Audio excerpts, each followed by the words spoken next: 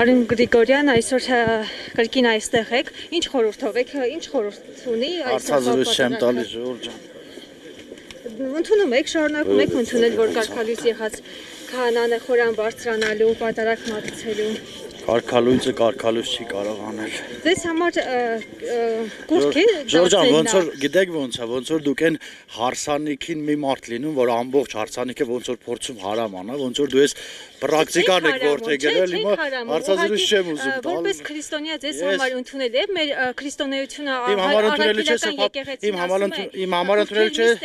համար ընդունելի չէ սրբապղծությունը, իմ համար ընդունելի չէ ուխտադրուժությունը, ուխտի խախտումը, իմ համար ընդունելի չէ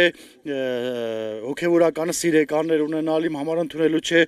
այն ամենավատ բաներն ինչը կատարվում է հիմա իմ համար ընդունելի է Ստեփան Ասատրյանը եկեղեցական կանոններ չխախտեց Ես Ստեփան Ասատրյան չգիտեմ եթե Տեր Արամի մասին է խոսքը չէ